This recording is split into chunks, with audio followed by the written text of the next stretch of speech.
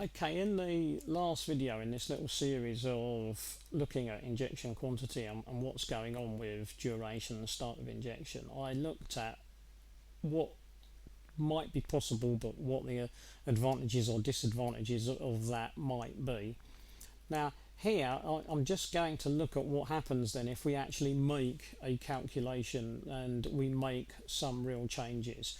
And I'm going to propose the same changes that if you look at the video that I made about duration, you will see the same sort of comments there, but in a slightly different format.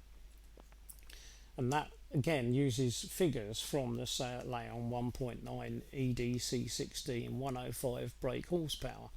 Now this engine uses fairly small injectors, depending on how you want to define small, but smaller than more powerful engines.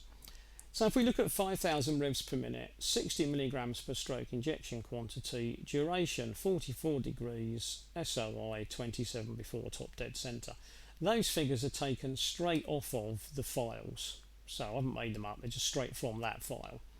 Right, now let's make an assumption that we are flat out at that point. So in other words, let's make an assumption that the designers looked at this and they said, right, foot to the floorboards, maximum 60 milligrams, 44 degrees, is the amount of time it's going to take, 5,000 revs is the engine revs that you're going to get at that point.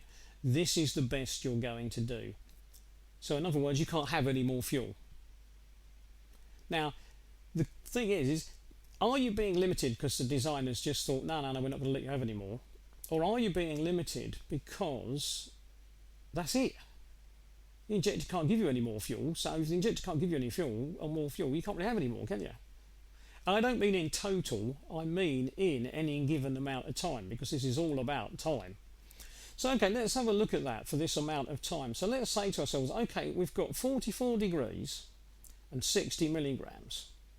So that means that we will end up with, if we divide the two, 44 divided by 60, 0.73, I'll ignore the rest, 0.73 degrees per milligrams of fuel. So I need 0.73 degrees to inject a milligram of fuel. Now, if I say to myself, this is the best, so in other words, I'll put it there, if this is the best, then what happens if I want to inject 65 milligrams? Well, I just times or multiply 65 by 0.73 is what I do. So I times 65 by 0.73 blah blah blah, and I end up with 47.67 degrees. So I've now got a duration of 47.67 degrees. What's that going to do to my start of injection and end of injection? Well, at 44 degrees, end of injection is minus 17 degrees. So I haven't really got room to play with here, have I? Because, and I guess the designers would have taken this into account with the files anyway, but I can't very well stick 3 degrees on the end of there. And I don't really have the option to do that anyway, because there are no maps which allow me to play with end of injection. So I can't stick 3 degrees on the end of there, so I've got no real choice. This is going to automatically advance the start of injection 3 degrees whether I want it to or not. So I might as well go and make an allowance for it so that it can start 3 degrees earlier, because I run the risk of it trying to do that regardless. It may not do it if there aren't any maps to allow it though, and there's always a problem with that. Some maps seem to allow modifications that seem to be outside the scope of the map and others don't. So you never know for sure until you try. But let's assume that we know we've got to go for an extra 3 degrees, so we advance start of injection 3 degrees. So now we've got then 5,000 revs, 65 milligrams. It's going to take us 47 degrees roughly. I've knocked the odd bit off the end, so it's going to take us roughly 47 degrees, and we need a start of injection time 30 degrees. So is this safe? That's what I've written there. Is that safe? Is that okay? Well, one of the clues is to go and look at the limiter, because if the limiter is set at 30, then you can usually safely say to yourself, well, I might get away with 30 because the limiter's set at 30. So that's your first clue anyway. As I've put here, the simple answer is it's probably not in terms of wrecking the engine, but it may well not be safe in terms of just ordinary everyday driving around, because it might be that if you constantly run around with this sort of change to your car, that 99 times out of 100 you'll be fine, but then one day you may be cruising on the motorway and just have the right air temperature, engine temperature, fuel temperature, and all sorts of other bits and bobs all ticking away at the same point, which just allow things to tip the edge of the balance and do some damage to the engine. And this does happen. People tune their engines, run around in them for ages and think, oh, this is great, and then suddenly, bang, something goes wrong. So it's worth bearing that in mind.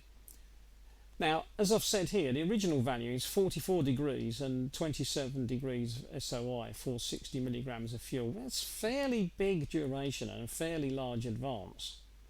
So if you go to 47 degrees duration and 30 degrees before top dead centre, as I've just said, you might be just on the edge of where you might put pressure on the cylinder head bolts and maybe the cylinder head gasket. Now at this point, it would be nice, wouldn't it, if you could watch these videos and get a magic answer. You know, this guy will tell me the answer to my problems, but there isn't an answer, because you will find someone on the internet who's perhaps done this and said it's great and I didn't have any problems, and you will probably not find someone who says, oh, I tried this and it blew the engine up, because they probably keep quiet. But the only way really to find out would be to make these changes and then don't go running around on the road. You go to a rolling road with these changes, and while you're there, because it's quite difficult to measure cylinder pressures, what you would have to do is measure all of the fueling that you could, all of the exhaust temperatures that you could manage, and the power outputs that you could get, and then you would check to see if there was any possible way that you were getting an improvement that A, you wanted, and B, was worthwhile. Because if the improvement you're getting is minuscule but you've increased the chances of damage in the engine, why bother? Unless of course you like rebuilding engines. So this particular engine and this particular ECU is not a good example in terms of, hey, look at this, I can go mad and make all these strange changes. There are other VAG engines where when you look at the files, they have got much more scope for changing the values. This is not a good example for that. But it doesn't matter, because the way you would go about it and the way you need to think it through is exactly the same, whichever file you're looking at.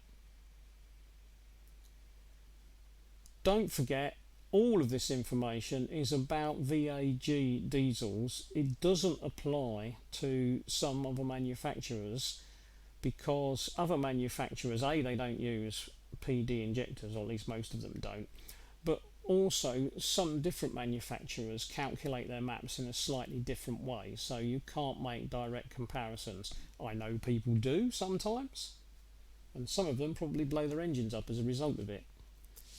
Right, I'll stop there and hope that that's given people a reasonable grasp. I apologise for mistakes, they're all mine. I've just made this up as I've gone along, so I just hope that I've kept as near to the correct information as I possibly can.